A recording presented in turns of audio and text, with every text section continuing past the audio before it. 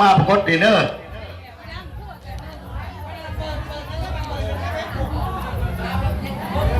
หาก็ได้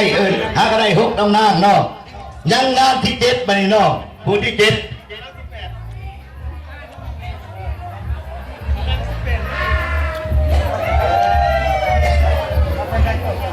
เอานางสาวผู้ที่8ก็ที่ไม่นอกกิงแก้วเลยเนาะ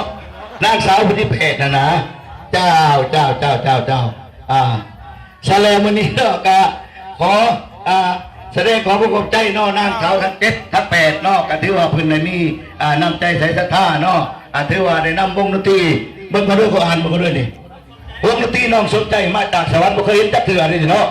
เอามาให้ความเบิกบานบรรซูนแก่เพื่อนมิตรสายเนาะแก่บรรดาแขกที่มาร่วมงานนี่เนาะในโอกาสต่อไปในกสิบุรียังไม่เนาะก็ขอมอบความเบิกบานบรรซูนเนาะให้แก่บรรดาแขกทั้งหมดเนาะที่มาร่วมในงานมื้อนี้เนาะแล้วก็พิเศษก็ขอให้ใส่แก่ทานผู้ชมเนาะเพิ่นที่เดินทางมาจากพุ่นและแต่อเมริกาพุ่นเนาะเพิ่นก็มาไกลสมควรอันนี้มาฮอดรถพามาถึงกับเพิ่นก็เป็นเจ้าภาพเป็นหนึ่งอีกเนาะในงานบุญมื้อนี้นะใส่แล้วก็คือทั้ง7เนาะก็ออกมาได้เด้อออกมาได้นางสาวทั้ง7อยู่ได้มื้อนี้นางสาวทั้ง8เนาะนางสาวทั้ง8เคยคบเคยหลาเคยก้านเสื้อนั่นเคยทั้ง8ออกมาได้เนาะเคยใหญ่ออกก่อนได้ขนาดไหนเคยใหญ่ออกก่อนจะเคยน้อยออกลำหลังเคยใหญ่เนาะไอ้กระพูนเด้อไอ้กระพูนเด้อเป็นผู้เคยใหญ่เด้อไปอยู่ทั้งชุบเลยเนาะบอก7 คนนั่นแหละเสื้อเคยทั้ง8เนาะแต่เราบอกกับไปกับขอบอกความเบิกบานบรรทุนแกเคยทั้ง8เลยเนาะเข้าสู่รอบรำบุญพิเศษได้เนาะประธานเป็นรอบที่1ไม่รอบพิเศษเนี่ยเนาะรอบเคยทั้ง8เนาะอันนกเซนีอันตีเนี่ยนะเอาขอบอกความรู้สึกแกเคยทั้ง8ไว้เนาะมาเลยนี่มาเลยเคยทุกท่ายวันนี้พ่อเคยหลาวันนี้จ้าเราคงใจไหนเอาลำวงเลยไปไหนคันอยู่เพื่อนนั่นเพื่อนไม่พลาดตะกี้นี่ยุ่งก็ได้ง่ายที่น้องพี่หน่อยนะเดี๋ยวเราจังหวะกันอยู่หน่อย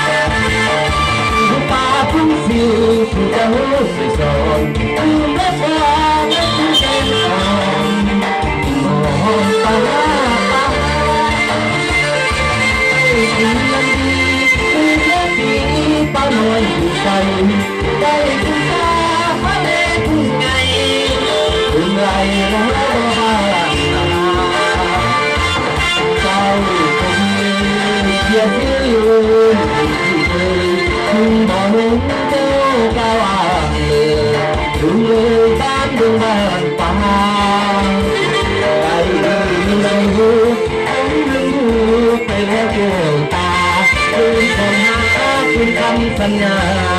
ลุงมาจ้าแปลว่าแต่ดวงบ้านป่าถึงจะยังคงไปยุ่งยามไม่ได้บนนอนไอ้คงด้วยใจอ้างว้างหากจะคนโอ้ยคือบ้านเก่าสถานอย่าตัดใจนี้ใกล้หนึ่งงานวันนานน้อยจะมี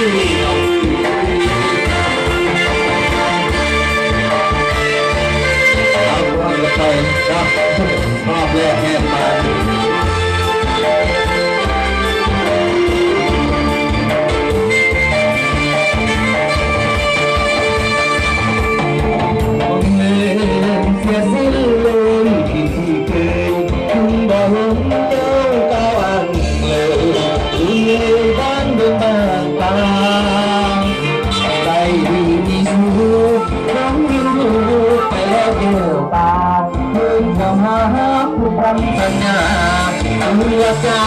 ไปแล้วบ่นานแถมเมืองบ้านป่าที่เจ้าของไปรักความได้วันนองไอ้ทองไว้แก้มวาวอาบแผ่นดินเป็นลูกนิวตันเก่าทางตาตะเกนนางวันนางน้องจะเดี่ยวที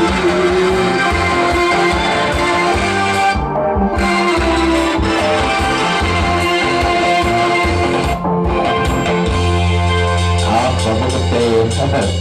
พอประตูมาเลือกเนาะทางติ่งนี้เข้าคัดข้อเนาะไปตกหน่อยนึงถึงจะได้ก็ตัวต่อไปรอบแรกแหกมันเนาะนาบ่าวนาสาวคุณชายเต็มใสสุดสวยคุณชายเต็มใสสุดสวยใครร่ำใครรวยก็ให้อาหารมากินคอยก็บ่ยอมพายถึงไกลอายอยากมาถึงถิ่นน้ำนอนไม่ค่อยกระโปได้กินน้ำนอนไม่ค่อยกระโปได้กินได้ยินลูกเด็กข้าตะว่ากลับมาแล้วที่ตรง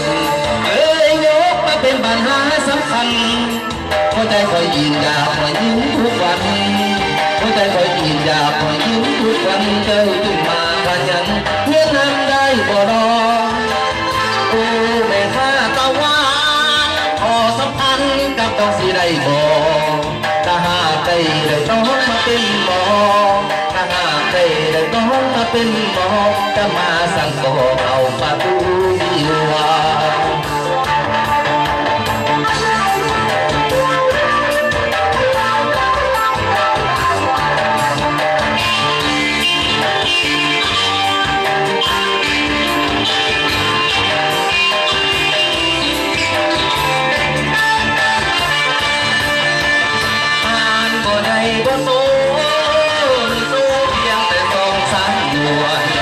คุณชายเต็มใสสุดสวย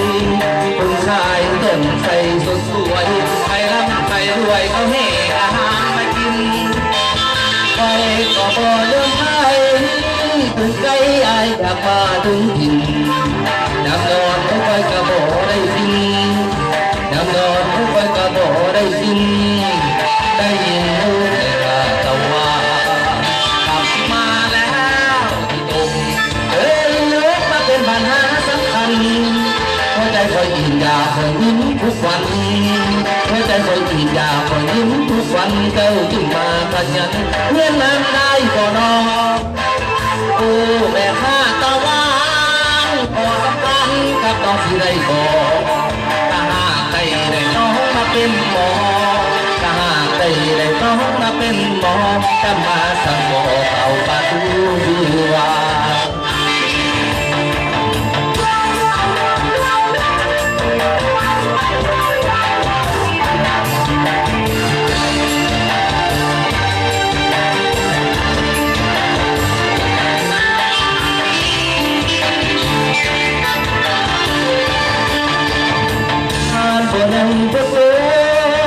มีตัวเพียงแต่สองสามหน่วยคนขายเต็มใส่สุดสวยคนขายเต็มใส่สุดสวยไปร่ำไปรวยก็เมฆทานมากินไปก็บ่ยอมพายถึงไปอายอยากมาถึงถิ่นยามนอนไม่ค่อยก็บ่ได้กินยามนอนไม่ค่อยก็บ่ได้กินได้ยินลูกในข้าตะวันกลับมาแล้วที่ตรงเลยยกมาเป็นปัญหาสำคัญหัวใจคอยอิ่มอยากคอยยิ้มทุกวันหัวใจคอยอิ่มอยากคอยยิ้มทุกวันเจ้าจึงมาขยันเลี้ยงนำได้ก็รอโอ้แต่ข้าตะวันขอสัมพันธ์กับน้องสิได้บ่ถ้าหากได้น้องมาเป็นหมอถ้าหากได้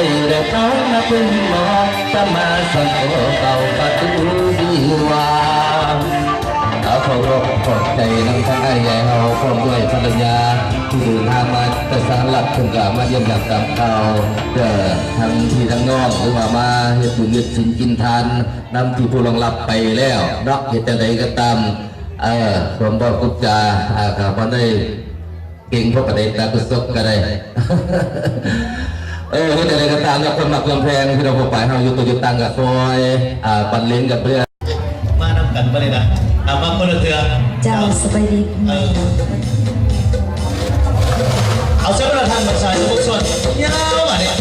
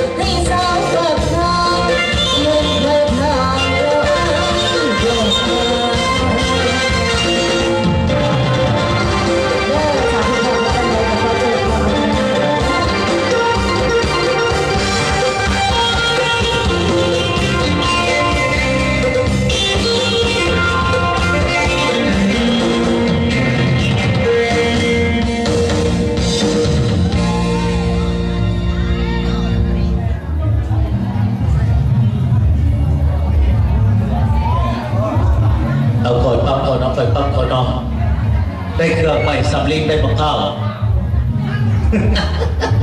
เดี๋ยวผมจะกระสิแก่ตัวขออนุญาตหลายๆแล้วก็ขอบังเข้าไปนั่ง